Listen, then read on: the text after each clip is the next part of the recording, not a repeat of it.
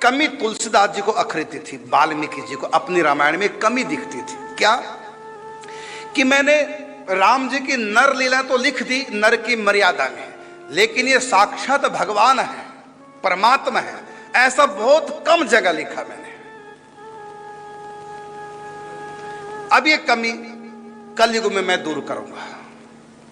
रामचरितमानस वाल्मीकि जी तुलसीदास जी के रूप में लिखते हैं, और शंकर जी, हनुमान जी कौन है? शंकर जी के अवतार हैं। शंकर सुमन केसरी नंदन, शंकर जी के अवतार हैं। तब शंकर जी लिखवाते हैं गोस्वामी तुलसीदास जी से वही कथा। पहले नर हरिदास जी को दी, नर हरिदास जी ने अपने शिष्य को पढ़ाई, फिर भगवान शिव के आदेश से जब रामायण लिखी, पहले संस्कृत में, भगवान शिव ने चुरा लिया और कहा कि भाषा में लिखो, संस्कृत में नहीं। तब उन्होंने अवधी भाषा में, ब्रज भाषा में रामचरितमानस लिखी। और गणेश जी ने, गणेश जी को ना तो शंकर सुमन भगवान शिव के पुत्र हैं, तो गणेश जी ने प्रतिलिपि प्रथम बार की, फिर अनेक संतों ने की, फिर तो पूरे भारत में नहीं पूरे विदेशों में। तो राम भक्ति यदि आप चाहते हैं, वो कहाँ मिलेगी राम भक्ति? राम कथा। और राम कथा कहाँ मिलेगी?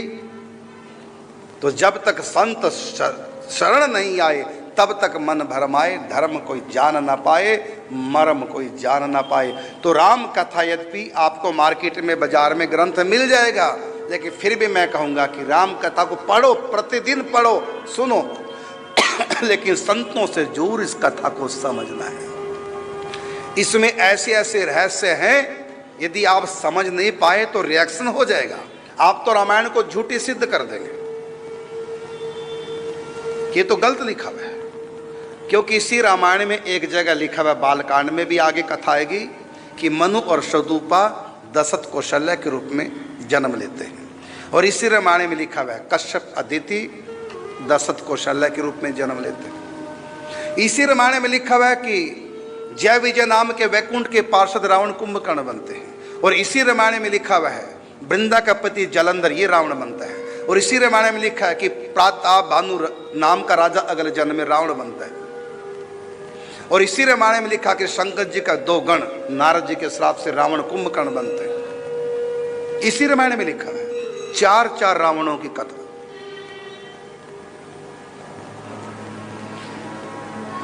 तो आप परेशान हो जाएंगे कि ये क्या रहस्य है। इसलिए संतों के पास जाकर समझो। आप संतों से पूछना पिछले जन्म में रावण कौन था, तो संत कहेंगे जय विजय रावण कुंभकर्ण थे। फिर किसी और संत से पूछना रावण कुंभकर्ण पिछले जन्म में कौन थे, दूसरा संत ये कह सकता कि वृंदा का पति जलंधर वो रावण बना था। फिर किसी शिव भगत से पूछना कि रावण कौन था, तो कहेगा कि शंकर जी के गण देवऋषि नारद जी के श्राप से रावण कुंभकर्ण बने। तो आप तो परेशान हो जाएं किस संत की बात माने। फिर जब आप प्रश्न करोगे तब संत बताएंगे कि राम का अवतार एक बार नहीं हुआ है। ये सृष्टि की जो आयु है वह है 8 अरब 64 करोड़ साल की आयु है सृष्टि की।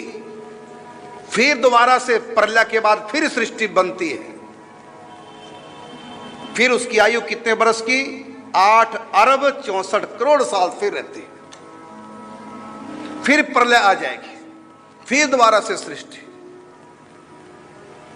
तो एक कल्प, एक दिन ब्रह्मा का एक कल्प में 14 मनवंतर होते हैं। और एक मनवंतर में 72 चारों युग 72 बार बीतते हैं। तो 7वें मनवंतर के 28वें त्रेता युग के अंत में राम जी आते हैं। तो कितनी बार आए हैं? ये जो वर्तमान में ब्रह्मा जी हैं, इस ब्रह्मा की आयु के अनुसार बता रहा हूं। 18,000 बार तो राम जी आ चुके हैं इसी ब्रह्मा के होते। इस समय 7वां मंत्र चल रहा है। और 28वां कलयुग है।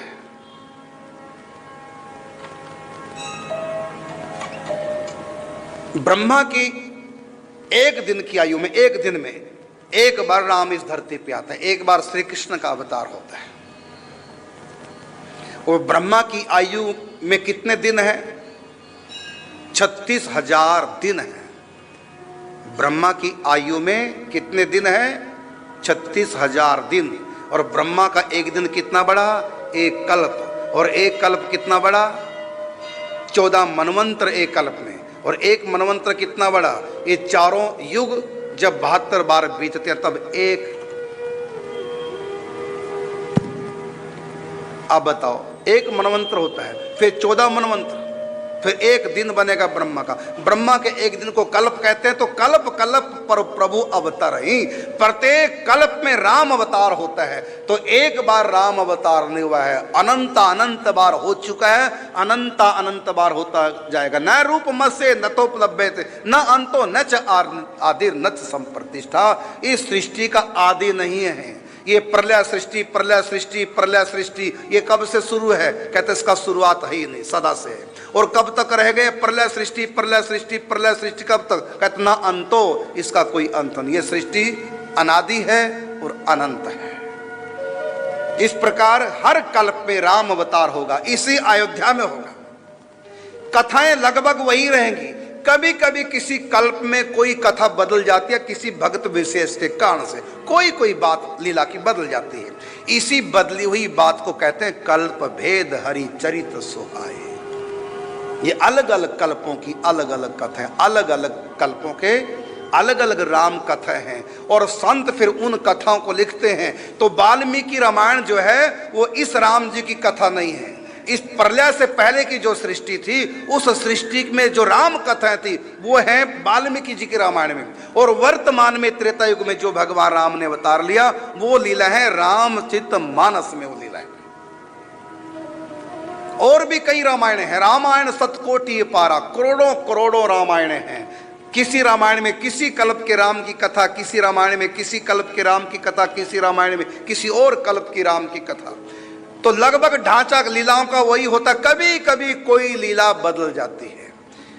इसलिए आप एक लीला को रामायण में पढ़ेंगे, वाल्मीकि में अलग ढंग की मिलेगी। वही लीला रामचरितमानस में पढ़ेंगे तो अलग ढंग से मिलेगी। और दोनों के राइटर एक हैं, वाल्मीकि जी ही तुलसीदास जी बने।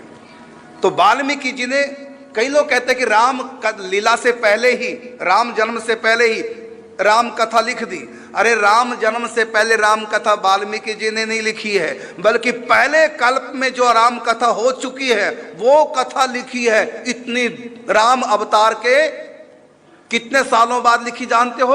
राम अवतार के 8 अरब 64 करोड़ साल के बाद राम कथा लिखी। और तब तक राम जी का दोबारा अवतार लेने की बारी आ गई। फिर गोस्वामी तुलसीदास जी ने यहां राम की कथा लिखी, जो वर्तमान में जो राम का अवतार हुआ।